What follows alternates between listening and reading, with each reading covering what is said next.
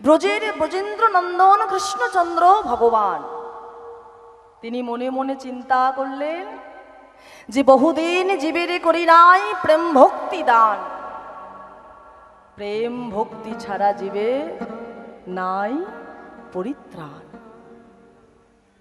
সত্য, ত্রেতা, দ্বাপর, কলি, এই চার যুগে তিনি এসেছেন আমাদের এই ধরাধামে, আমাদের মতো পাপী তাপীকে উদ্ধার করার প্রত্যাশা। সত্য যুগে তিনি এলেন শ্রীবিষ্ণু নারায়ণ রূপে, আর মানুষকে কি নাম দিলেন? নারায়ণ পরা বেদা, নারায়ণ পরাক্ষরা, নারায়ণ পরা গতি, নারায়ণ পরা মুক্তি। ওই সত্য যুগে মানুষের পরমায়ু দিয়েছিল বাবা লক্ষাধিক বৎসর, অর্থাৎ 1 লক্ষেরও বেশি বৎসর মানুষ বেঁচে থাকত। 1 লক্ষেরও বেশি মানুষের পরমায়ু ছিল। তো এই লক্ষাধিক বৎসর পরমায়ু নিয়ে ভগবান লাভের পন্থা, উপায়, আমরা ভগবান লাভ করব কি করে? না, সত্য যুগে ভগবান লাভ করার উপায় হলো ধ্যান ধারণার মাধ্যমে। আমি ধ্যান করলে ভগবান লাভ করতে পারব। তাই দেখবেন সত্য যুগে বড় বড় মুনি ঋষিরা তারা 10,000 বৎসর, 20,000 বৎসর, এমনকি 50,000 বৎসর পর্যন্ত ধ্যান করে ভগবান লাভ করেছে। সত্য চলে গেল, এলো তেতাজু, পুরুষোত্তম শ্রীরামচন্দ্র অবতার। তাহলে ত্রেতাযুগে মানুষের পরমায়ু কত দিল? ওই যে সত্য যুগে 1 লক্ষ বৎসর পরমায়ু দিল, যখনই তিনি সত্য থেকে ত্রেতায় এলেন তখন ওই 1 লক্ষ থেকে একটা শূন্য তিনি কমিয়ে নিলেন। কেন কমালেন? না, ভগবান শূন্যাদিত শূন্য থেকে এসে শূন্যের ওপর পা তুলে দাঁড়ালেন। তাহলে 1 লক্ষ থেকে যদি একটা শূন্য মাইনাস হয়, কমে যায়, রইল কত বাবা? 10,000 বৎসর। তাহলে ত্রেতা যুগে মানুষের পরমায়ু হলো 10,000 বৎসর। তো এই 10,000 বৎসর পরমায়ু নিয়ে ভগবান লাভের পন্থা, উপায়, যজ্ঞের দ্বারা। ত্রেতা যুগে বড় বড় যজ্ঞ হতো, অশ্বমের যজ্ঞ, নরমের যজ্ঞ, গীতার্থ যজ্ঞ। বড় বড় যজ্ঞ করলে ভগবান কৃপা করার জন্য ধরাধামে নেমে আসবে। ত্রেতা চলে গেল, এলো দ্বাপর যুগ। তাহলে দ্বাপর যুগে মানুষের পরমায়ু কত হলো? না, ওই 10,000 থেকে আরো তিনি দ্বাপর যুগে যখন এলেন একটা শূন্য কমিয়ে নিলেন। তাহলে 10,000 থেকে আর একটা শূন্য যদি আমি কমিয়ে নিই, মাইনাস করি, কত থাকে? 1,000 বৎসর। আর ওই 1,000 বৎসর পরমায়ু নিয়ে ভগবান লাভের পন্থা, উপায়, পরিচর্যার দ্বারা, পূজা অর্চনার দ্বারা। দাপর চলে গেল, এলো কলিযুগ। এখন কলিযুগে তাহলে আমাদের পরমায়ু কত হলো বাবা? এখন আপনারা বলবেন সোজা হিসেব, 1,000 থেকে একটা শূন্য যদি আমি মাইনাস করে দিই থাকে 100, তাই তো মা? কিন্তু একবার ভেবে দেখুন তো, সত্য যুগে, ত্রেতা যুগ, দাপর যুগ আর এই কলিযুগ, কলিযুগে কি মানুষের কোনো পরমায়ুর ঠিক আছে? কি গো মায়েরা, আছে? কেহ মরে 2-4 বৎসর পর, কেহ বা 50, কেহ মরে 100 বৎসর পর, কেহ গর্ভেতেই বিনাশ। একটা 2 বৎসর 3 বৎসরের বাচ্চা ছেলে মারা যায় না? যায়। আবার দেখবেন এক মায়ের 50 বৎসরের যোগ্য ছেলে, জোয়ান ছেলে মারা যায়, 70 বৎসরের বৃদ্ধা মা সে জীবিত থাকে, বেঁচে থাকে। আবার কেউ গর্ভেতেই বিনাশ হয়ে যায়। তাহলে এই কলিযুগে আমাদের কোনো পরমায়ুর ঠিক ঠিকানা নেই, কিন্তু তবু তিনি আমাদের একটা পরমায়ু দিয়েছে। সেটা কতটা না, তিনি প্রথম আমাদের পরমায়ু দিলেন মাত্র 40 বৎসর। আর এই 40 বৎসর পরমায়ু নিয়ে আমরা গোবিন্দের কাছে কেঁদেছিলাম যে দয়াময়, এই মাত্র 40 বৎসর পরমায়ু নিয়ে তোমার ভজন সাধন করব কখন? এ তো আমাদের খেতে, ঘুমাতে, সাজগোজ করতে, গল্প গুজব করতে দিন শেষ। তো তোমার ভজন করব কখন? সময় কোথায় আমাদের? তো আমরা যখন কান্নাকাটি করছি মাগো, তিনি থাকতে পারলেন না, কারণ তিনি তো ভক্তাধীন ভগবান, ভক্ত বাঞ্ছা কল্পতরু। তাই বললে যে ওরে তোরা কান্নাকাটি করিস না, আরো 3 কুড়ি, অর্থাৎ 20 20 20, 3 কুড়ি 60, আর এদিকে কত আছে 40, কত হলো 100 আমাদের দিয়ে দিল। এও বলে দিল যে ওরে ধার করে তোদের পরমায়ুটা দিলাম। ধার করলে কি করতে হয় বাবা? শোধ করতে হয়। তখন আমরা বুঝতে পারলাম না, তখন ঢুক করে মাথাটা নেড়ে দিয়ে বললাম যে দয়াময় শোধ করে দেব। মনে থাকে রাধে? যখন আমি মাতৃগর্ভে ছিলাম, 8ম মাস গর্ভদশা, হেড মুন্ডু ঊর্ধ্বপদের দশা, অর্থাৎ আমার মাথাটা নিচের দিকে, পাটা উপর দিকে, কৃমিকীটের যন্ত্রণায় ছটপট করছি। সেদিন গোবিন্দকে ডেকেছিলাম যে হে গোবিন্দ, পৃথিবীতে নিয়ে চলো, তোমার নাম ছাড়া কারোর নাম বলবো না, তোমাকে ছাড়া কাউকে চিনব না। হরি বল, হরি বল। পৃথিবীতে এলাম, বলে কিরে এবার আমার নাম বল, তোকে তো নিয়ে এলাম পৃথিবীতে।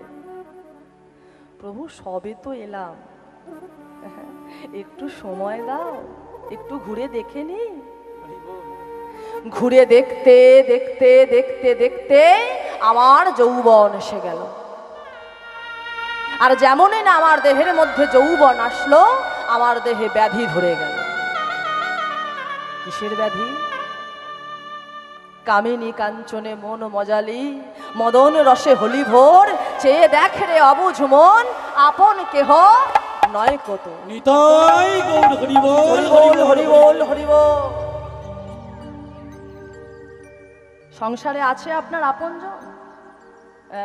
ও আপন আপন মনে হয় বাবা। যতক্ষণ স্বার্থ থাকবে ততক্ষণ আপন মনে হবে, যখন স্বার্থ ফুরিয়ে যাবে তখন বেরিয়ে আসবে সেই আপনজনের আসল রূপ। তাই একবার দেখুন, 40 বৎসর যখন আমাদের পরমায়ু থাকে, আমাদের মনের একটা আলাদা জোর থাকে, আলাদা টেম্পার থাকে, থাকে না? কি গো বাবা? তখন হুট বলতে শোট কিন্তু আমরা মানুষকে মেরে দিতে পারি, যখন তখন যাকে তাকে যা ইচ্ছা তাই বলেও দিতে পারি। তখন আমাদের রক্ত গরম। কিন্তু যখনই 40টা পেরোলাম, ভয়, ভাবনা, দুঃখ, কষ্ট, জ্বালা, যন্ত্রণা আমার মাথায় চেপে বসছে। তাহলে 40 থেকে 60 কার পরমায়ু দিল ধার করে? গাধার বয়স, গাধা। গাধা বলেছিল দয়াময় তুমি আমার বয়সটা কমিয়ে দাও, এই গাধার বোঝা আমি আর বইতে পারছি না। তাহলে এক কাজ কর, তোর কুড়ি মানুষকে দিয়ে দে। তাহলে 40 থেকে 60 আপনাকে সংসারে গাধার মতো খাটাবে, নাকে দড়ি দিয়ে ঘোরাবে। নিতাই গৌর প্রেমানন্দে হরি হরি বল হরি বল হরি বল। কি গো বাবা ঘোড়ায়? বাজারে যান, রেশনটা তুলে আনুন, নাতিকে স্কুলে দিয়ে আসুন, আবার নিয়ে আসুন, এটা করুন ওটা করুন, সংসার আপনাকে গাধার মতো ঘোরাচ্ছে। তাহলে 60 থেকে 80 কার পরমায়ু দিল? কুকুরের বয়স, কুকুর। সংসারে আপনি ঘেউ ঘেউ ঘেউ ঘেউ ঘেউ ঘেউ করেই যাবেন। কাকস্য বেদনা, কে কার কথা শোনে? কেউ শুনবে না। ঠাকুমা শোনে আপনার কথা? 10 বার বললে একবার তার উত্তর, তাও বিরক্তি। আরে পাচ্ছ খাচ্ছ থাকো না, তোমার এত জেনে কি হবে বলে? হরি বল। 80 থেকে 100 কার পরমায়ু দিল? শুকুনির পরমায়ু। শুকুনি, কেউ যেন কথাটা গায়ে মেখে নেবেন না, আমি সত্যি কথা বলছি।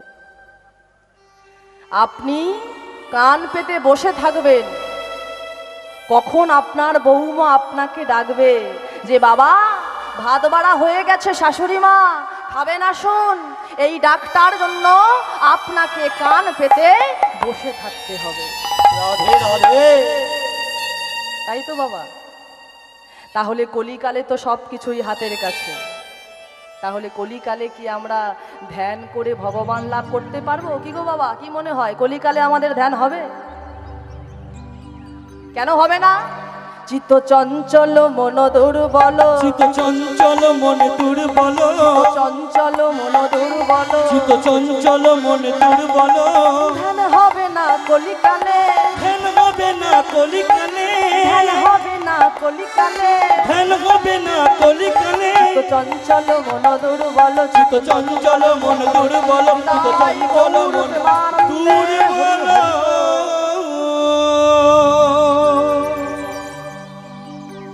আমাদের চিত্ত চঞ্চল, মনটা আমাদের ভীষণ দুর্বল। ধ্যান করতে গেলে দরজা বন্ধ করতে হয়। কোন দরজা? দুটো দরজা আছে আমাদের, এক মনের দরজা আর এক বাহির দরজা, আমার নেত্র, আমার নয়ন। তো কলিকালে আপনি ধ্যান করবেন কি করে? 10,000 বৎসর এখানে যারা বসেছেন, ধ্যান করতে গেলে বাবা চোখ বন্ধ তো দূরের কথা, দেখুন তো কারোর ঘাড় একদণ্ড স্থির আছে? তাহলে 3 ঘন্টা যদি আপনি স্থির হয়ে এই হরিবাসরে বসতে না পারেন, তাহলে 10,000 বৎসর ধ্যান হবে? হ্যাঁ। তাহলে ধ্যানটা আমি বাদ দিলাম। তাহলে কি যজ্ঞ করে ভগবান লাভ হবে? কেন? বলে জাগে যজ্ঞ, জাগে জাগে জাগে জাগে জাগে জাগে। যজ্ঞ চলে যা। যজ্ঞ আপনি করবেন কি করে বাবা? বর্তমান কলিযুগে পুরোহিত ঠিক নাই, যজমানও ঠিক নাই, মালপত্র ঠিক নাই। যদি বলেন মন্ত্র, ও তো আমি গ্যারেন্টি দেবো ও তো ঠিক নাই। এখন এখানে যদি কোনো উপস্থিত ব্রাহ্মণ বৈষ্ণব থাকেন, আমায় ক্ষমা করবেন, আমি সত্যি কথা বলছি। কেন না? শাস্ত্রে বলছে যে যার আহার শুদ্ধি না হয় তার চিত্ত শুদ্ধি হয় না, আর চিত্ত শুদ্ধি না হলে তার মুখের মন্ত্র শুদ্ধি হবে না। আর যদি বলেন মালপত্র, ওটা কি হবে? একবার ভেবে দেখুন, আপনি যদি কোনো যজ্ঞ করেন, ব্রাহ্মণ কি করে বাবা? ফর্দ লেখে। তো সেই ফর্দ নিয়ে আমরা দশকর্মার দোকানে যাই, গিয়ে কি বলি? শোনো দাদা, চালু মাল ছাড়ো। ঘি কত করে কিলো গো দাদা? হ্যাঁ, 700 টাকা। সর্বনাশ। এক কাজ করো, ওটাও চালু মাল ছেড়ে দাও। আরে ও তো পোড়ানো হবে, আর যা থাকবে ব্রাহ্মণ পুটুলি করে নিয়ে যাবে। ও দামি ঘি দিয়ে লাভ নেই, চালু মাল ছাড়ো। তাহলে পুরোহিতও ঠিক নাই, যজমানও ঠিক নাই, আর মালপত্রও ঠিক নাই। তাহলে যোগ্য হবে কি করে? তাহলে হবে কি? এই হরি নাম যোগ্য, কলৌ তথরি সংকীর্তনয়া, হরি নাম যোগ্য হবে। তাই আজ গৌরাঙ্গ মহাপ্রভু ওই শ্রীবাসঙ্গন মাঝে তার পারিষদ বর্গকে নিয়ে হরিনাম সংকীর্তনে মেতেছে। চলুন আজকে আমরাও সবাই মিলে হরিনাম সংকীর্তনে মাতব। কারণ এই কলিকালে মুক্তির উপায় হলো একমাত্র হরে কৃষ্ণ তারক ব্রহ্ম নাম। ভজ গৌরাঙ্গ কহ গৌরাঙ্গ, লহ গৌরাঙ্গের নাম রে। সবাই ভজ গৌরাঙ্গ লহ গৌরাঙ্গ, বাহু কোথায়? ভজ গৌরাঙ্গের নাম রে। ভজ গৌরাঙ্গ কহ গৌরাঙ্গ, লহ গৌরাঙ্গের নাম রে। ভজ গৌরাঙ্গ লহ গৌরাঙ্গ, ভজ গৌরাঙ্গের নাম রে। যে জনা গৌরাঙ্গ ভজে সে হয় আমার প্রাণ রে। যে জনা গৌরাঙ্গ ভজে সে হয় আমার প্রাণ রে। যে জনা গৌরাঙ্গ ভজে সে হয় আমার প্রাণ রে। যে জনা গৌরাঙ্গ ভজে সে হয় আমার প্রাণ রে। ভজ গৌরাঙ্গ কহ গৌরাঙ্গ, লহ গৌরাঙ্গের নাম রে। ভজ গৌরাঙ্গ লহ গৌরাঙ্গ, ভজ গৌরাঙ্গের নাম রে। ভজ গৌরাঙ্গ লহ গৌরাঙ্গ, লহ গৌরাঙ্গের নাম রে। তো বাবা আজ গৌরাঙ্গ মহাপ্রভু মধ্যমণি হয়েছে। কেমন? পারিষদ বর্গ কীর্তন করছে, কিন্তু পারিষদ বর্গ যা করছে গৌরাঙ্গ কিন্তু মহাপ্রভু তা করছে না। একটি বিশেষ ঘোষণা, চ্যাংশোল গ্রামের তপন গড়াইয়ের ছেলে ব্যাংকের এটিএম কাউন্টারের সামনে কান্নাকাটি করছে।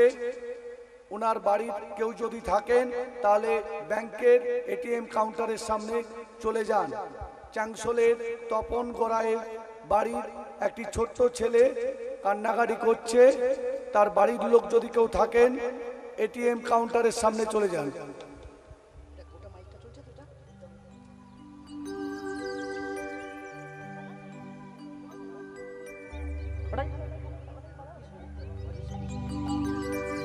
তো বাবা আজ গৌরাঙ্গ মহাপ্রভু কিন্তু সেটা গাইছে না। গৌরাঙ্গ মহাপ্রভু তার উল্টোটা গাইছে। কি গাইছে? ভজ শ্রী কৃষ্ণ কহ শ্রী কৃষ্ণ, লহ শ্রী কৃষ্ণের নাম রে। ভজ শ্রী কৃষ্ণ লহ শ্রী কৃষ্ণ, কহ শ্রী কৃষ্ণের নাম রে। ভজ শ্রী কৃষ্ণ কহ শ্রী কৃষ্ণ, লহ শ্রী কৃষ্ণের নাম রে। ভজ শ্রী কৃষ্ণ কহ শ্রী কৃষ্ণ, লহ শ্রী কৃষ্ণের নাম রে। যে জনা শ্রী কৃষ্ণ ভজে সে হয় আমার প্রাণ রে। যে জন শ্রী কৃষ্ণ ভজে সে হয় আমার প্রাণ রে। যে জনা শ্রী কৃষ্ণ ভজে সে হয় আমার প্রাণ রে। যে জন শ্রী কৃষ্ণ ভজে সে হয় আমার প্রাণ রে। ভজ গৌরাঙ্গ কহ গৌরাঙ্গ, লহ গৌরাঙ্গের নাম রে। ভজ গৌরাঙ্গ লহ গৌরাঙ্গ, ভজ গৌরাঙ্গের নাম রে। ভজ গৌরাঙ্গ কহ গৌরাঙ্গ, গৌরাঙ্গ লহ গৌরাঙ্গ কহ গৌরাঙ্গের নাম রে। আজ শ্রীবাস অঙ্গন মাঝে হরিনাম গাইতে গাইতে শ্রীবাস পণ্ডিতকে ডেকে বলে উঠল, শ্রীবাস দয়াময়, আজ 1 মাস 1 দিন তোমার আঙিনায় আমি হরিনাম গাইলাম, এবার আমায় বিদায় দাও। কোথায় যাবে প্রভু? আমি দাদা নিত্যানন্দ সঙ্গে করে লীলাচল যাত্রা করে। তাই ভক্তমণ্ডলী ভক্তিমতী মায়েরা ওই শ্রীবাস অঙ্গন থেকে বিদায় নিয়ে নিত্যানন্দ সঙ্গে করে, যেমনই না আমার গৌর হরি শ্রীবাস অঙ্গনের মাটি থেকে বিদায় নিয়ে নবদ্বীপের মাটিতে পা রেখেছে, ঘরের ভিতর থেকে চিৎকার করে কেঁদে উঠল শ্রীবাসের স্ত্রী মালিনী দেবী। চিৎকার করে বলে উঠল, হ্যাঁ গো, হ্যাঁ গো, হ্যাঁ গো, শুনছো? কালকে তুমি যেন কি একটা কথা বলেছিলে না, আর একবার বলো না গো, আর একবার বলো না। কি হয়েছে মালিনী? তুমি এমন করে কাঁদছো কেন? কি হয়েছে তোমার? ও, বুঝতে পেরেছি, গৌরহরি চলে গেছে বলে তুমি কষ্ট পাচ্ছ। কেঁদো না মালিনী, গৌরহরি কথা দিয়ে গেছে, লীলাচল থেকে ফিরে সে আবার আসবে আমার আঙিনায় না। তোমার গৌরহরিকে কোনোদিনও আমাদের আঙিনায় আসতে বলবে না। কি বলছো তুমি? ঠিকই বলছি। যে গৌরহরিকে সারা নবদ্বীপে, সারা পৃথিবীতে কেউ এতটুকু জায়গা দিল না হরিনাম করার জন্য, যাকে তুমি আমাদের আঙিনায় জায়গা দিলে, সেই গৌরহরি লীলাচলে যাবার আগে কত বড় উপহার দিয়ে গেছে তুমি জানো? কি হয়েছে মালিনী? আমায় আমায় আমায় খুলে বলো। তবে শোনো স্বামী, কাল তুমি বলছিলে না যে মালিনী, গৌরহরি আমার পতিত পাবন, গৌরহরি আমার করুণা গরণী সিন্ধু, এত করুণা এত কৃপা তোমার গৌরহরি, যে গৌর চরণে তুমি তোমার মন প্রাণ জীবন যৌবন সর্বস্ব কিছু সঁপে দিলে, সেই গৌর হরি লীলাচলে যাবার আগে দিয়ে গেছে আমার পাঁচ নয়, আমার সাত নয়, দিয়ে গেছে আমার একটা মাত্র পুত্রের মৃত্যুদণ্ড। না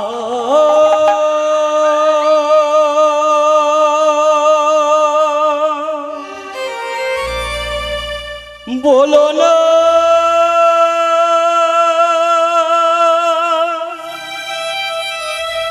মালিনী,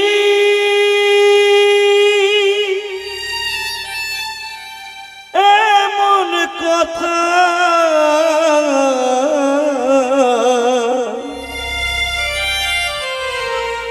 তুমি এমন কথা বলো না,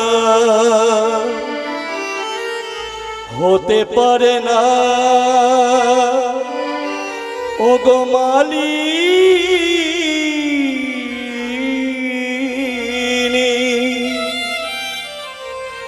এমন কথা বলো না।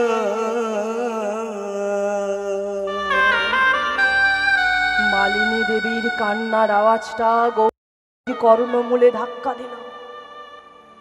গৌরহরি বলে উঠল, দাদা, ওই শোনো দাদা, ওই শোনো, মালিনী মা কাঁদছে বলে মনে হচ্ছে না? তুমি একটু দাঁড়াও দাদা, আমি ছুটে যাব আর আসব। এই বলে নিত্যানন্দ প্রভুকে নবদ্বীপের রাজপথে দাঁড় করিয়ে রেখে যেমনই না গৌর হরি আমার শ্রীবাস অঙ্গনে পা রেখে শুধু একবার ডেকেছে, মালিনী মা। আরে ও মালিনী মা, তুমি কাঁদছো কেন গো?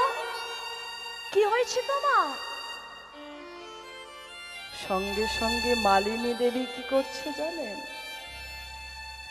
তার সেই মরা ছেলেটাকে কোলের মধ্যে তুলে নিয়ে দূর থেকে গৌর হরির চরণে ফেলে দিয়ে চিৎকার করে বলে উঠল, বলতে পারো,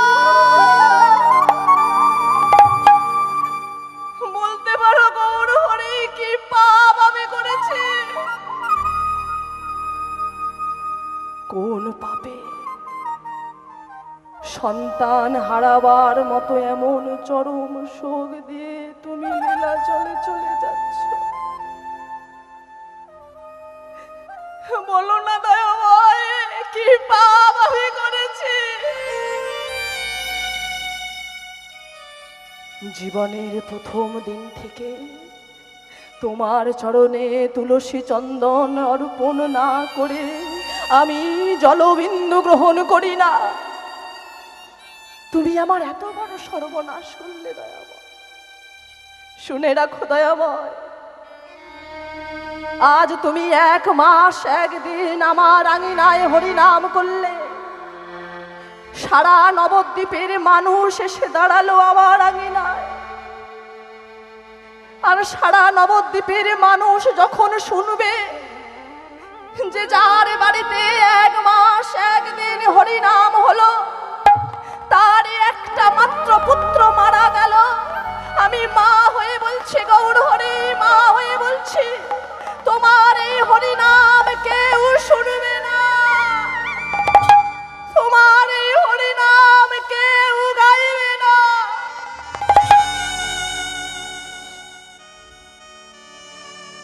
এইবার গৌর হরি আমার প্রশ্ন করছে মালিনী মাকে, যে মালিনী মা, কাল রাত্রিতে তোমার ছেলেটা কি করে মারা গেল?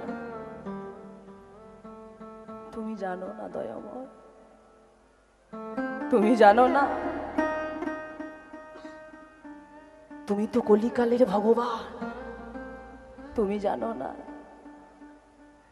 যখন আমার উঠানে নাচছিলে আর গাইছিলে গোপাল গোবিন্দ নাম শ্রী মধুসূদন, গিরিধারী গোপীনাথ মদন মোহন, আমার ছোট্ট ছেলে গোপাল তোমার হরিবাসরের ধারে বসে বসে হরিনাম শুনছিল। হঠাৎ হঠাৎ ছুটে এসে আমার কোমরটাকে জড়িয়ে ধরে বলে উঠল, মা, মা গো, আমার বুকের ভেতরটা কেমন যেন করছে, মা, আমার বুকের ভেতরটা কেমন যেন করছে। আমি বললাম, একটুখানি জল খাবি বাবা? ছুটে গেলাম জলের পাত্রটা নিয়ে আসতে। জলের পাত্রটা নিয়ে এসে দেখলাম গৌর হরি ছেলেটার বুক থেকে গল গল করে রক্ত উঠছে। ওই দিকে তোমার হরিনাম, আর এই দিকে আমার একটা মাত্র পুত্রের মৃত্যুর পরিণতি।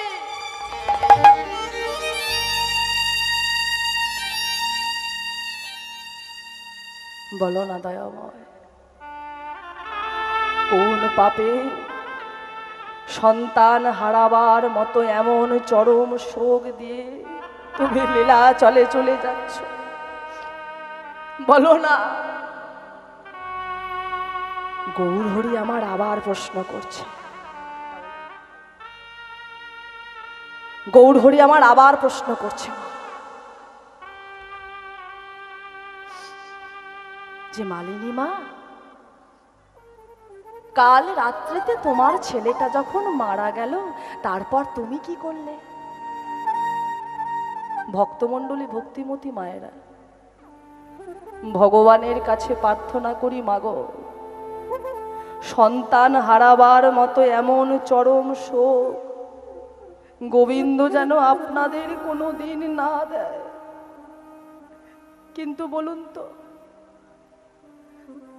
এমন চরম দিন যদি কোনো মায়ের জীবনে আসে, কেউ হরি নাম শুনবেন, কেউ হরিবাসরে বসবেন,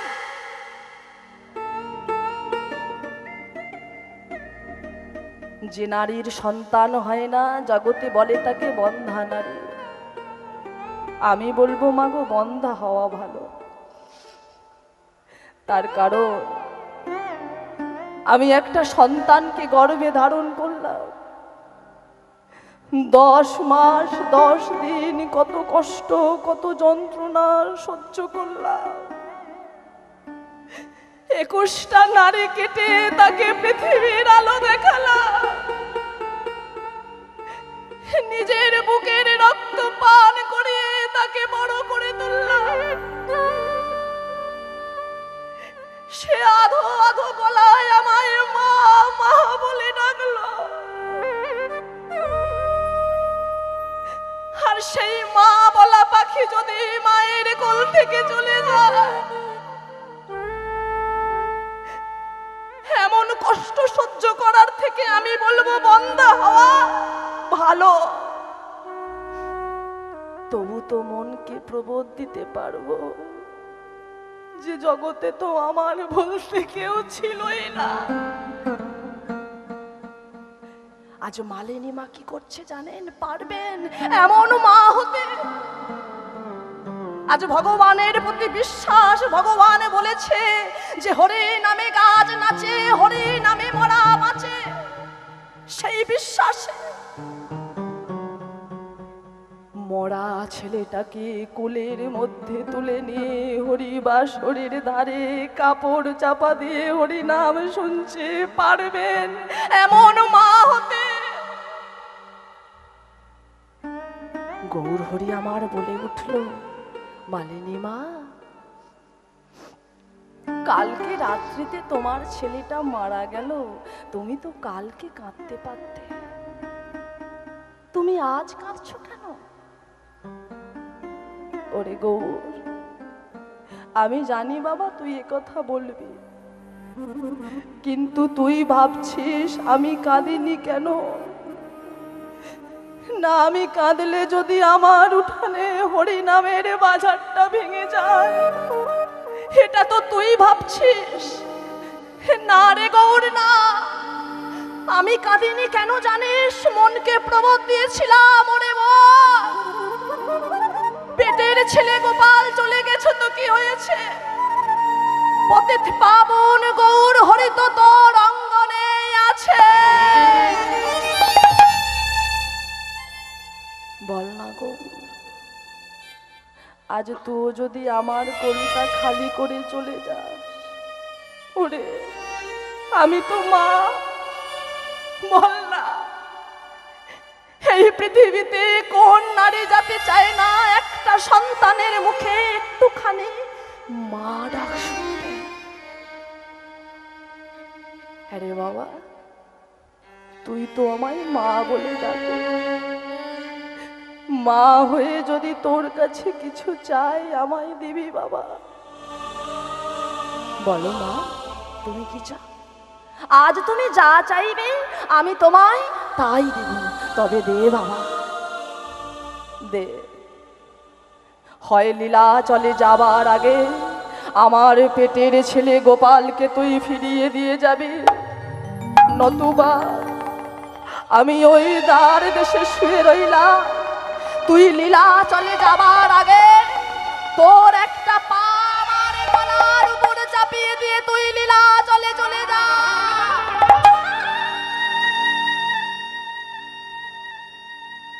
কি করবে পতিত পাবন, কি করবে করুণা ঘরণী সিন্ধু? মালিনী মা, দাও দাও দাও, তোমার ছেলেকে আমার কোলে তুলে দাও।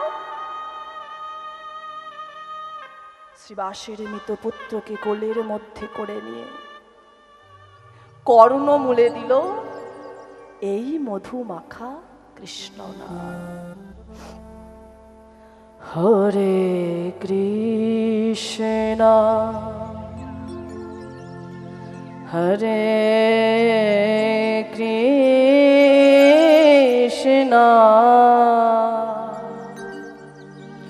কৃষ্ণ কৃষ্ণ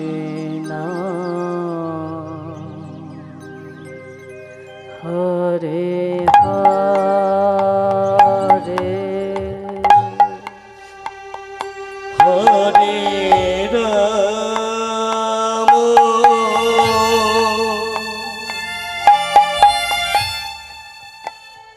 হরে রাম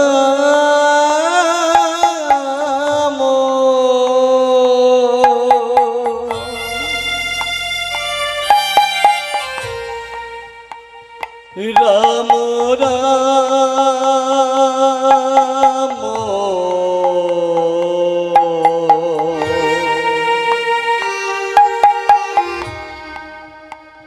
হরে হরে হরে কৃষ্ণ হরে কৃষ্ণ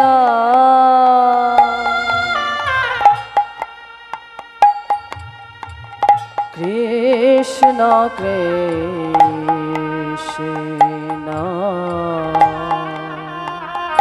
হরে হরে হরে রাম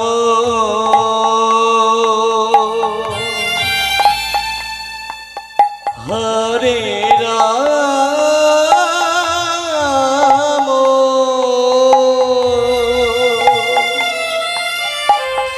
রাম রাম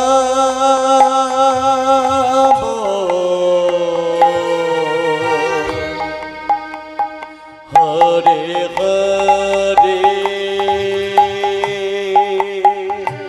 হরে কৃষ্ণ হরে কৃষ্ণ কৃষ্ণ কৃষ্ণ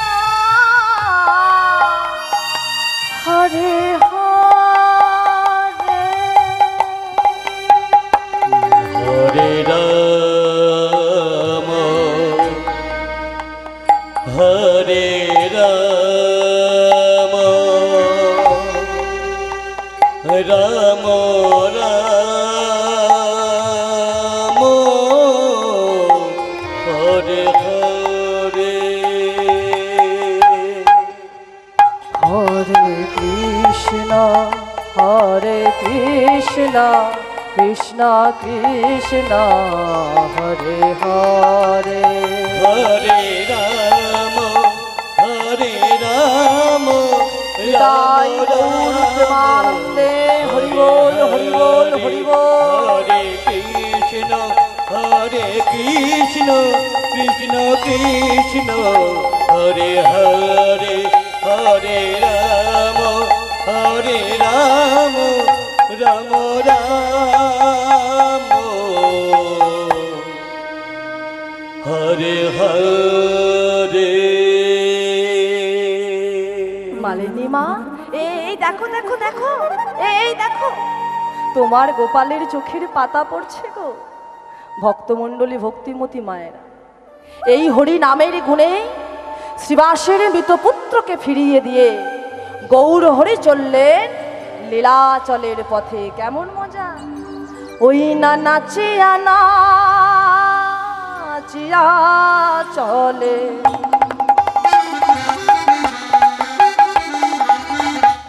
গৌর নিতাই নিতাই নাচিয়া নাচিয়া চলে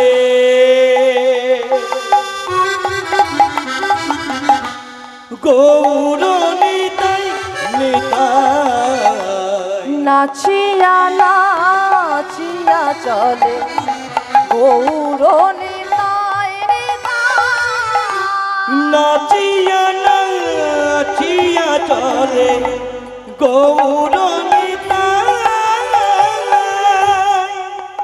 ওই না ওই না ভাবে প্রেমে হরি হরি বল।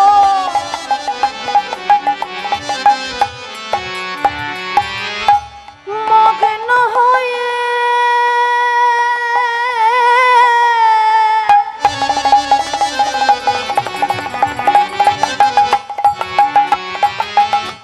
চলে দুটি ভাই। ওই না ভাবে প্রেমে ভাবে প্রেমে ভাবে প্রেমে মগ্ন হয়ে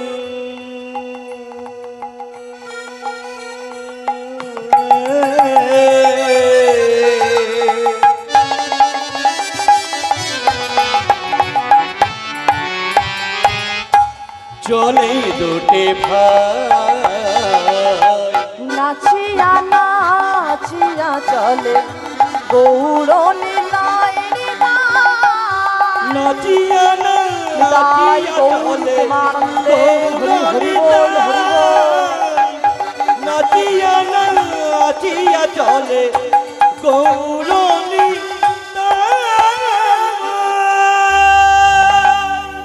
দাদা আর কত দূর গো লীলাচল? বলে ভাই আর বেশি দূর নয়, ওই তো পুরীর চূড়া দেখা যাচ্ছে। কোথায়? আরে ওই তো, ওই দেখা যায় প্রভু, ওই দেখা যায়, ওই দেখা যায় প্রভু, ওই দেখা যায়, ওই দেখা যায় প্রভু, ওই দেখা যায়, ওই দেখা যায় প্রভু, ওই দেখা যায়। জয় জগন্নাথ লীলাচল ওই দেখা যায়, জয় জগন্নাথ লীলাচল ওই দেখা যায়, জয় জগন্নাথ লীলাচল ওই দেখা যায়, জয় জগন্নাথ লীলাচল ওই দেখা যায়। ওই দেখা যায় প্রভু, ওই দেখা যায়, ওই দেখা যায় প্রভু, হরি ওই বল দেখা হরি বল হরি যায়, ওই বল। দেখা যায় প্রভু, ওই দেখা যায়।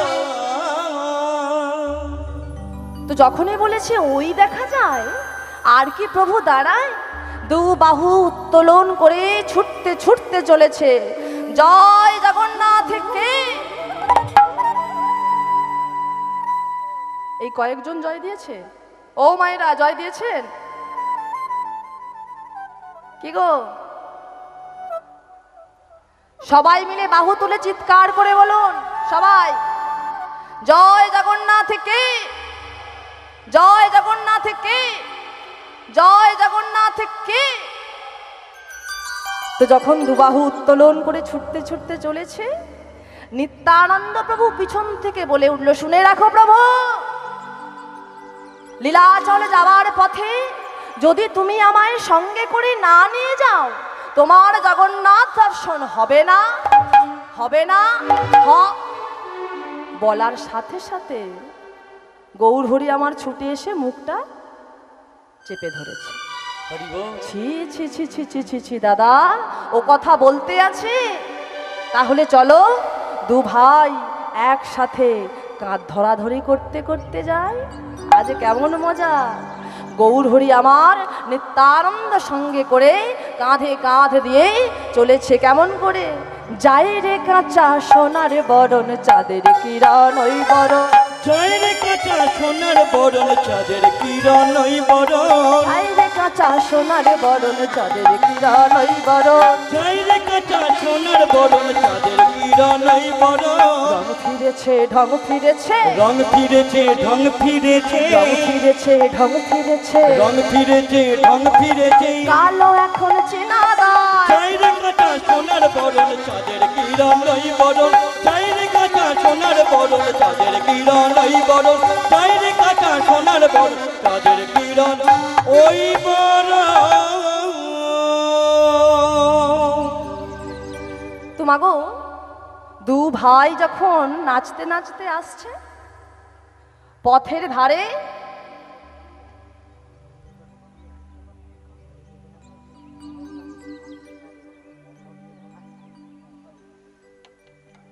তো যখন দু ভাই নাচতে নাচতে আসছে, পথের ধারে এক বৃদ্ধা একেবারে নাভির নিচ পর্যন্ত ঘোমটা দিয়ে দাঁড়িয়ে দাঁড়িয়ে দেখছে। আহা হা হা হা হা, কি সুন্দর দুটো ছেলে গো, নাচতে নাচতে এদিকেই আসছে। ও মায়েরা, বলি আগেকার দিনে নাভির নিচ পর্যন্ত ঘোমটা দিত কেন গো? কি গো বাবা, কেন দিত? এই ঘোমটাকে বলা হতো মান ঘোমটা। শাস্ত্রে বলছে যে সিথির সিঁদুরকে নাকি অপর কোনো পুরুষকে দেখানো যাবে না, তাতে নাকি স্বামীর আয়ু ক্ষয় হয়। এখন কেউ মানে? আপনাদের এখানে কি হয়েছে জানি না, আমাদের ওখানে কেউ মেন রোডে নেই, সবাই বাইপাসে চলে গেছে, খোপার নিচে সেফটি পিন। হ্যাঁ, তো এই প্রসঙ্গে তুলসীদাস গোস্বামী 500 বৎসর আগে তিনি কলির কর্চা লিখেছেন যে এই কলিকালে কি কি হবে। তো চলুন আমরা একটুখানি শুনবো যে তুলসীদাস গোস্বামী তিনি কলির কর্চায় ঠিক কি কি লিখলেন, কি কি ঘটলো, আর কি কি বাকি রয়ে গেল। তো আপনাদের চরণতলে আমার একটা নিবেদন, আমি যখন এটা বলবো মা, সবাই একটু করে করতালি দেওয়া যাবে?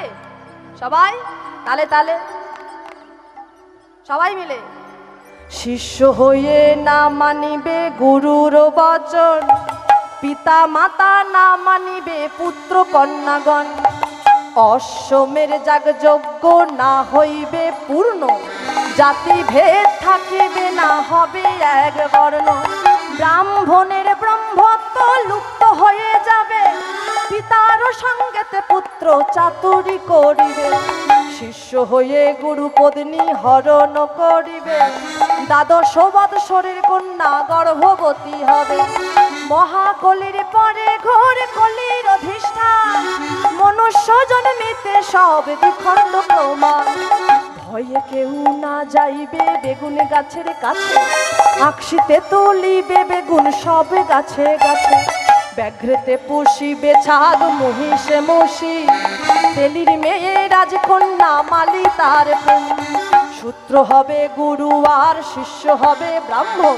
কলিকালে এক বর্ণ হইবে গগন, উদয় না দশ রবি হইবে গগনে, ইহদাহ হবে সবাই রবির কিরণে, জলে জলময় আবার হবে পূর্ব মত বটপত্রে থাকবে না গায়ন, সেই মতো সত্য যুগ করিলেন সৃজন। আরে কলির করচা তুলসীদাসের লিখন, কলির করচা তুলসীদাসের লেখন, কলির করচা তুলসীদাসের লেখন, কলির করচা তুলসীদাসের লেখন। কি গো মায়েরা, প্রায় সবই ঘটে গেছে, তবে কিছু কিছু বাকি আছে, ওটাও ঘটে যাবে। একবার ভেবে দেখেছেন বাবা, আগেকার দিনে কেমন লম্বা চওড়া ছেলে মেয়ে হতো? কি গো মা, হতো না লম্বা চওড়া ছেলে মেয়ে? কিন্তু বর্তমানে যত দিন যাচ্ছে সব ছোট ছোট হয়ে যাচ্ছে, হচ্ছে না? তার প্রমাণ আপনি যদি কলেজের গেটের সামনে দাঁড়ান, যে ছেলে মেয়েগুলো কলেজ থেকে বের হয়, দেখলে মনে হয় 7-8-এ পড়ে। যত দিন যাচ্ছে সব ছোট হচ্ছে। তবে সেদিন বাকি নেই যেদিন ওই বাগান আকশি গাছে, বেগুন গাছে আকশি পড়বে, সেদিন বাকি নেই। জয় রাধে।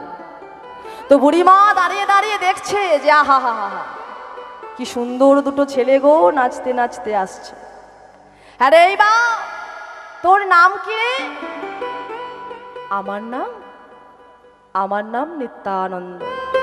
বাবা বাবা বাবা, কি সুন্দর তোর নাম রে। নিত্য আনন্দ যে দান করে সেই তো নিত্যানন্দ। হ্যাঁ রে বাপ, তোর নাম কি রে? আমার নাম গৌরাঙ্গ। আহা, গৌর অঙ্গ যার শ্রী গৌরাঙ্গ নাম তার। হ্যাঁ রে বাপ, তোরা এই সোনার বাংলার মানুষ? বলে হ্যাঁ গো বুড়িমা, আমরা এই সোনার বাংলার মানুষ। বলার সাথে সাথে বুড়িমার দু নয়ন অশ্রুতে ভরে গেল।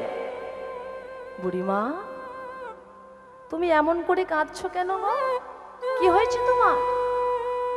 বলে ও কিছু নয় রে, আসলে আমি মনে মনে চিন্তা করছিলাম যে তোদের দুজনার মতো যদি আমারও দুটো সন্তান থাকতো, তাদের মুখে একটুখানি মা মা ডাক শুনে আমার এই নারী জনমটাকে ধন্য করতাম।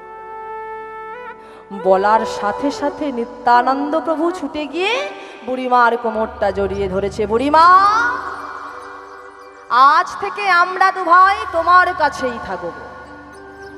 তোমায় মা মা বলে ডেকে তোমার সারা জনমের ব্যথার অবসান ঘটাবো।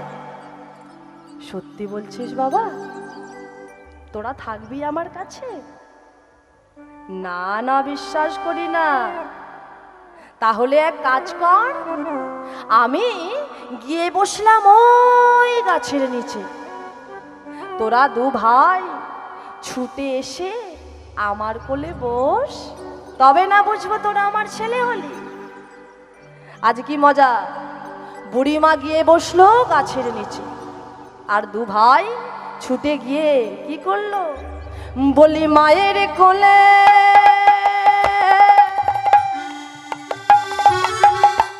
বসল গিয়ে,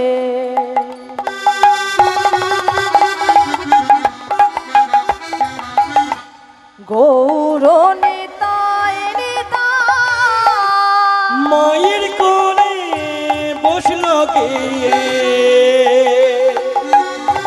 গৌর নিতাই নিতাই। মায়ের কোলে বসল গিয়ে, গৌর নিতাই গৌর নিতাই গৌর নিতাই। মায়ের কোলে বসলো গিয়ে, গৌর নিতাই।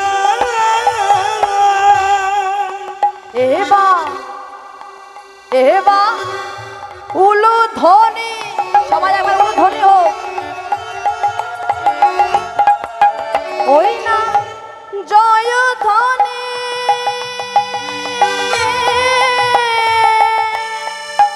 হরি হরি বলি হরি যা। এবার ধ্বনি হরি ধ্বনি, তাই গৌর প্রেমানন্দে হরি বল হরি বল।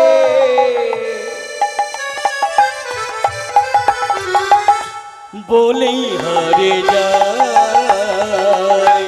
মায়ের কোলে বসলো গিয়ে, গৌর নিতাই নিতাই। মায়ের কোলে বসলো গিয়ে, গৌর নিতাই। মায়ের কোলে বসলো গিয়ে, গৌর নিতাই। তো বাবা মায়ের কোলে বসে নিত্যানন্দ প্রভুর লক্ষ্য পড়েছে যে দূরে একটা পিপুল বৃক্ষের নিচের দিকে। তো এই পিপুল বৃক্ষের নিচে দেখছে যে একটা ভক্ত সমাধি করা আছে। ভক্ত সমাধি মানে বোঝেন তো? তো সেই সমাধিটিকে দেখে নিত্যানন্দ প্রভু বলে উঠল, বুড়িমা, ও বুড়িমা, ওই যে পিপুল বৃক্ষের নিচে একটা সমাধি করা আছে, ওটা কার সমাধি গো? ওরে, ও এক ভক্তের সমাধি। তবে যেমন তেমন ভক্ত নয়, বড় ভক্ত। এমন একজন ভক্ত যে ভক্তকে স্বয়ং পুরীর জগন্নাথ নিজ হাতে সেবা দিয়েছিল। এমন একজন ভক্ত যে ভক্তকে স্বয়ং পুরীর জগন্নাথ নিজ হাতে ওই পিপুল বৃক্ষের নিচে সমাধিস্থ করেছিল। বলো না বুড়িমা, কে এমন ভক্ত যাকে স্বয়ং জগন্নাথ নিজ হাতে সমাধিস্থ করল? বলতে পারি একটা শর্ত আছে। আগে কথা দে, আমি যতক্ষণ বলবো ততক্ষণ তোরা দু ভাই আমার কোল থেকে উঠবি না। কথা দে। বেশ, এই আমি তোমার মাথায় হাত রেখে কথা দিলাম, তুমি যতক্ষণ বলবে ততক্ষণ তোমার কোল থেকে উঠবো না, উঠবো না, উঠবো না। তবে শোন, ওই যার সমাধি দেখছিস, ভক্তের বয়স তখন মাত্র 4 বৎসর।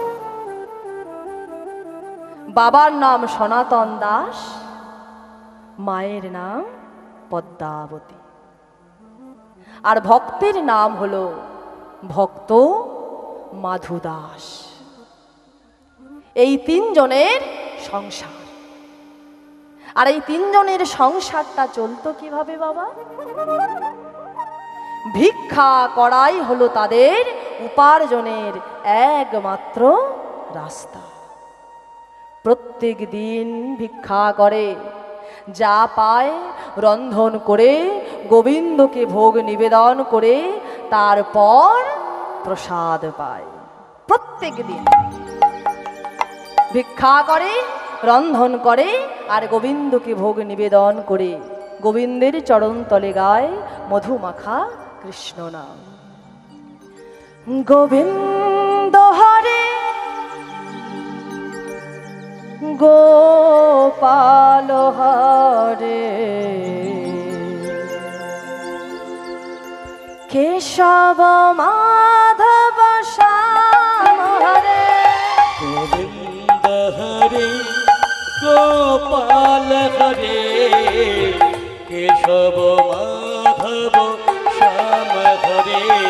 গোবিন্দ হরে গোপাল হরে কেশব মাধব শ্যাম হরে।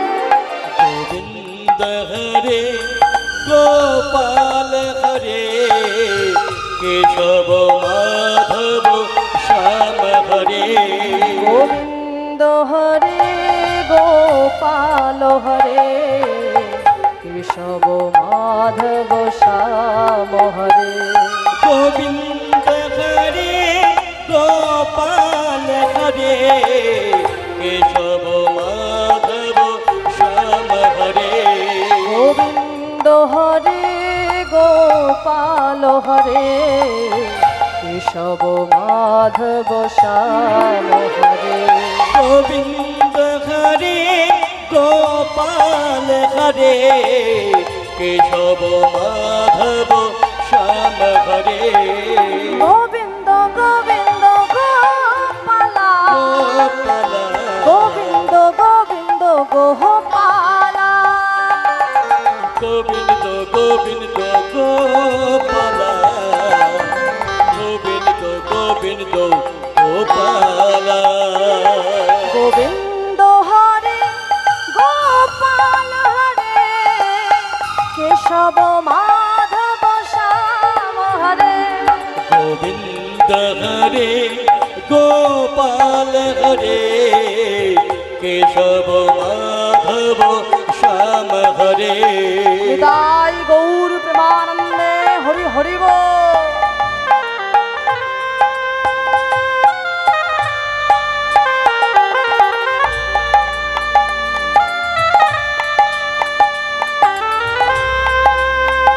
হরি হরি বল।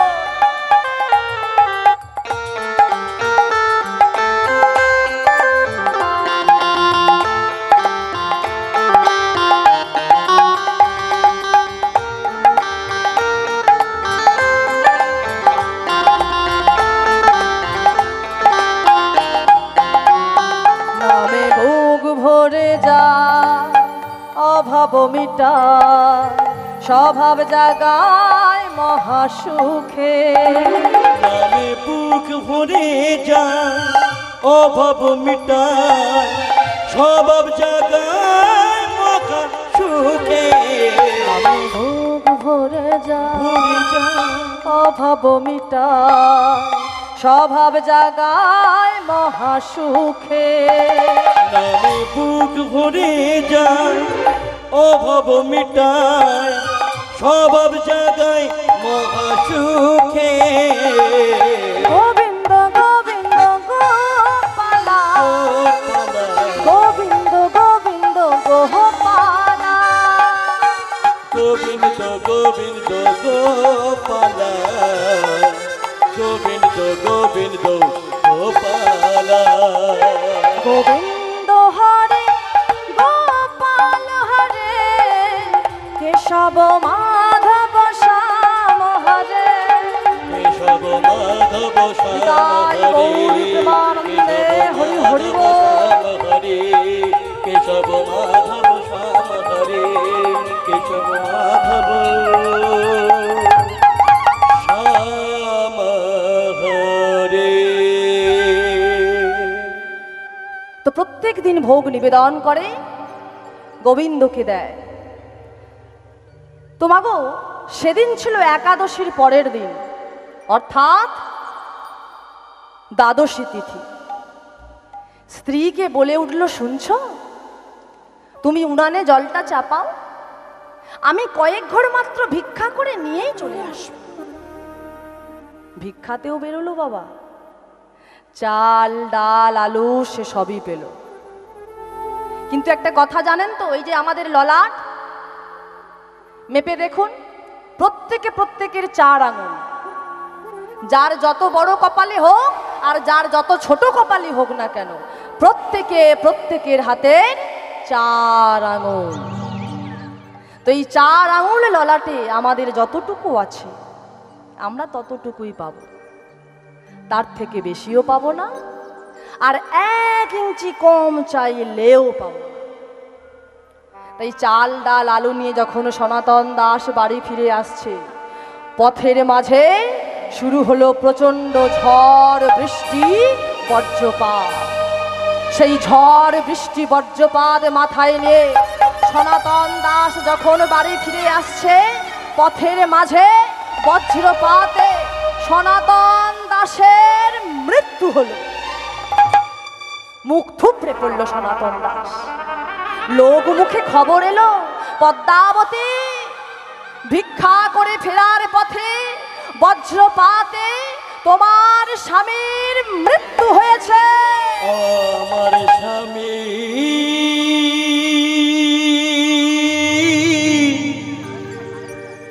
আমার স্বামী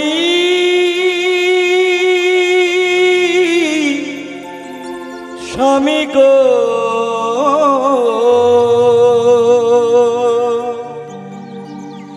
আমার স্বামী গো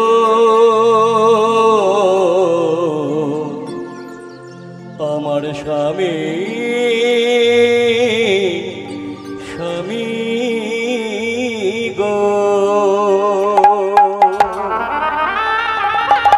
ভক্তমণ্ডলী ভক্তিমতী মায়ের স্বামীর অন্ত্যেষ্টি ক্রিয়া শেষ করে 4 বৎসরের ছোট্ট ছেলেটার হাত ধরে বাড়ি চলে এলেন। তো বাবা, স্বামী চলে গেছে, কিন্তু মায়ের কর্তব্য কি? না, মায়ের কর্তব্য হলো সে যতক্ষণ তার নিঃশ্বাস চলবে ততক্ষণ কিন্তু সন্তানের দায়িত্ব থেকে সে 1 পাও সরে না। বলে জগতে যার মা চলে যায় তার তো সব চলে যায়, আর জগতে যার মা আছে তার তো জগতে সব আছে। তাই মা কি করে জানেন?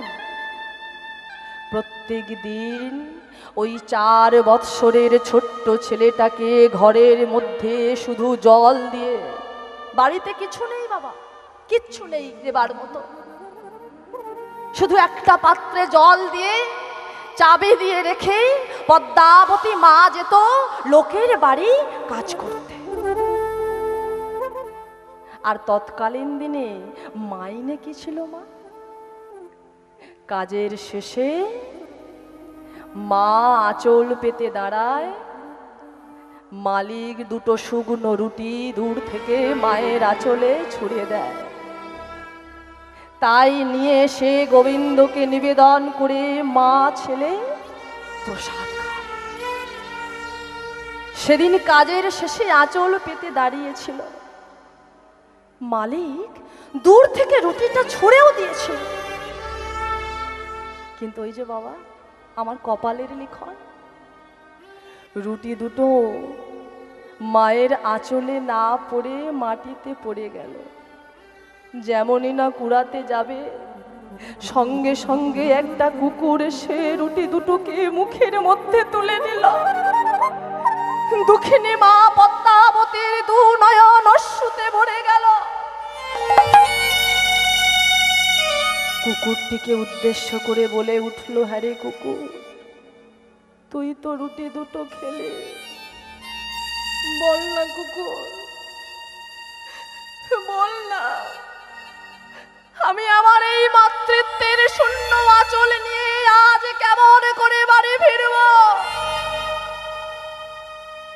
বাড়িতে ঢোকার সাথে সাথে আমার ছোট্ট ছেলেটা ছুটে আসবে, বলবে, মা খাবার পেয়েছো, মা খাবার পেয়েছো? বল না কুকুর, আজ আমি আমার এই মাতৃত্বের শূন্য আঁচল নিয়ে কেমন করে বাড়ি ফিরব? চোখের জল ফেলতে ফেলতে বাড়ি ফিরে এসেছে। দরজাটা খোলার সাথে সাথে প্রত্যেক দিনের ন্যায় তার অভুক্ত ছেলেটা ছুটে এসে মায়ের আঁচলটাকে উল্টে পাল্টে দেখছে।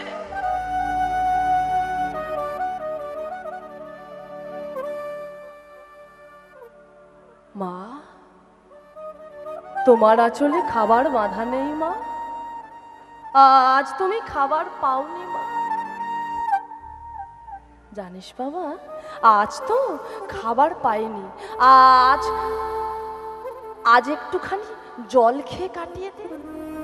জানো মা, সকাল থেকে তো শুধু জলটুকুই খেয়ে আছি বলো, আর যে সইতে পারছি না। দাও না মা, কিছু একটু খেতে দাও, খিদের জ্বালা যে আমি আর সইতে পারছি না।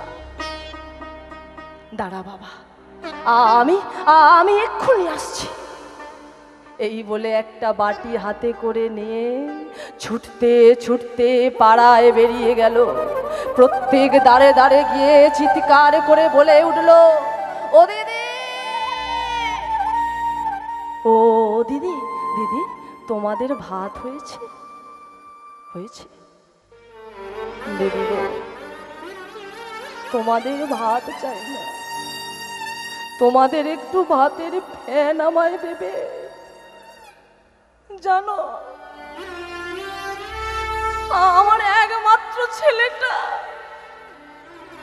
আজ সকাল থেকে সন্ধ্যা হয়ে গেল মা হয়ে তার বদনে একটা তিলের দানা তুলে দিতে পারেনি। দাও না দিদি, একটু ভাতের ফ্যান আমায় দাও। বলি, ভাতের ফ্যানটা যদি তোমায় দিয়ে দিই, আমাদের গরু ছাগল গুলো কি খাবে গো? হ্যাঁ, যাও যাও যাও। সারা পাড়া ঘুরে মা একটা তিলের দানা পেল না। কাঁদতে কাঁদতে বাড়ি ফিরে আসছে, আর গোবিন্দকে উদ্দেশ্য করে বলে উঠল যে, গোবিন্দ, মা হয়ে যদি একমাত্র সন্তানের বদনে খাবার তুলে দিতে না পারে, চাই না এই মাতৃত্বের অহংকার, চাই না এই মাতৃত্বের জীবন। ছলে বলে কলে কৌশলে আজকে মাধুকে ঘুম পাড়িয়ে রেখে আমি ওই গঙ্গার জলে আত্মহত্যা করব। যেমনই না দরজাটা খুলেছে, ওই অভুক্ত মাধু ছুটে এসে মায়ের হাত থেকে বাটিটাকে কেড়ে নিয়ে দেখছে যে মায়ের বাটিতেও কিছু নেই।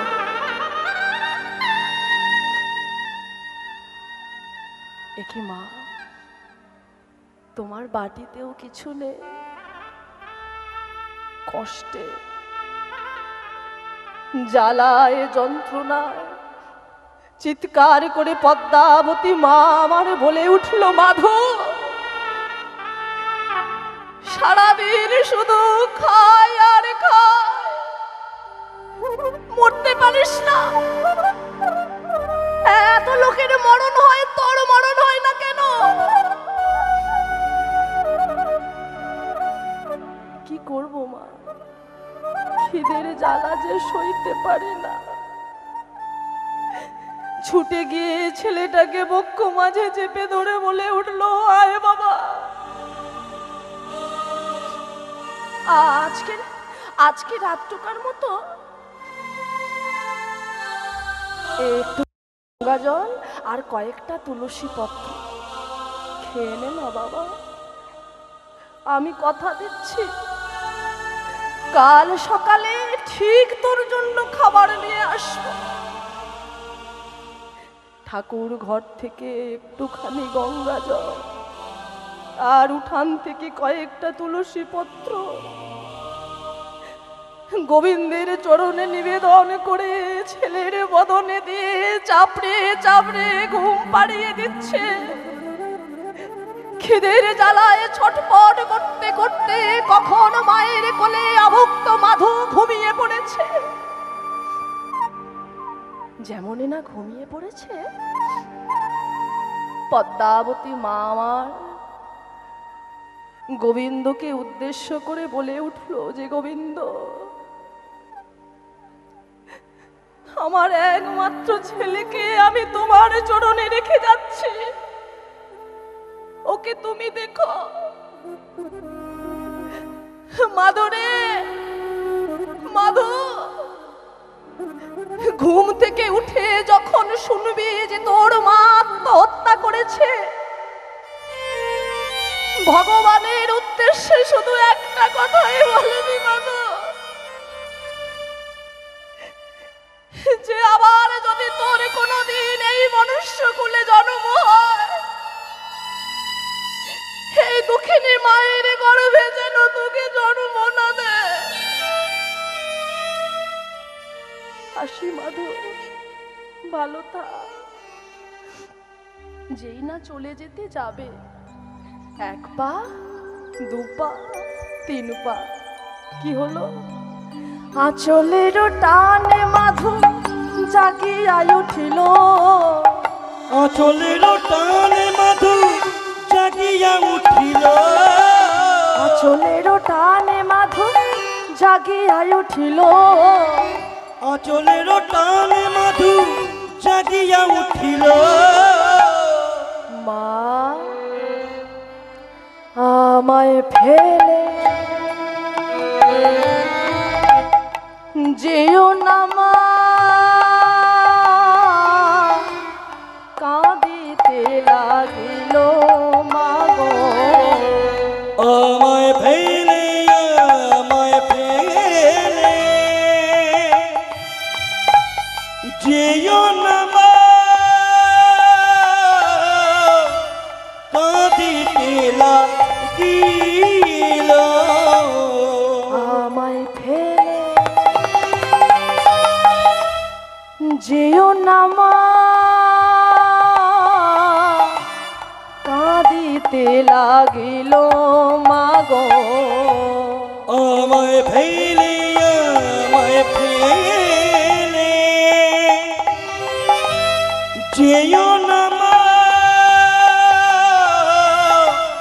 কাঁদিতে লাগিল। আমি কি তোমার এতই বোঝা, আমি কি তোমার এতই বোঝা, আমি কি তোমার এতই বোঝা, আমি কি তোমার এতই বোঝা, আর খাবার চাইব না মা, আমি কি তোমার এতই বোঝা, আর খাবার চাইব না মা, আমি কি তোমার এতই বোঝা। মাগো আমায় ফেলে যেও না মা, আর খবর চাইব না মা, আমায় ফেলে যেও না মা, আর খবর চাইব না মা, আমায় ফেলে যেও, মাগো আমায় ফেলে যেও না মা, আর খবর চাইব না মা, আমায়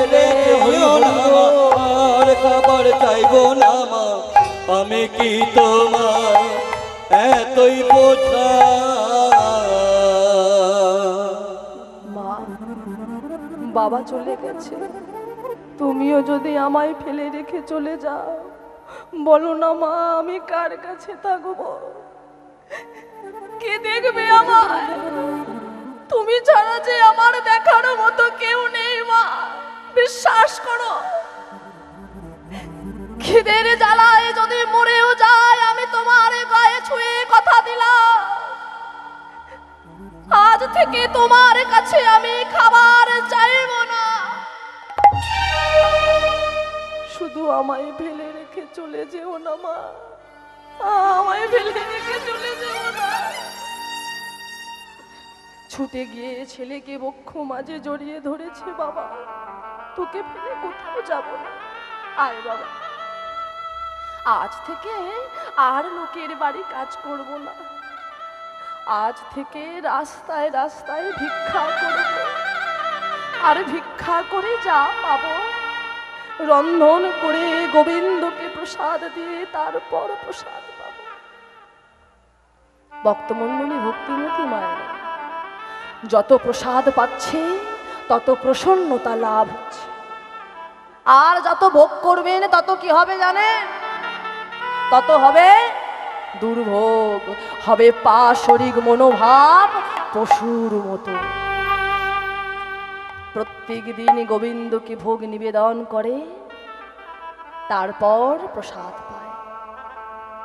প্রসাদ পেয়ে তার সমস্ত পারিষদ বর্গকে নিয়ে আজ চলেছে মাঠে। হ্যারে চল চল চল, আজ আমরা সবাই মিলে খেলবো একটা নতুন খেলা।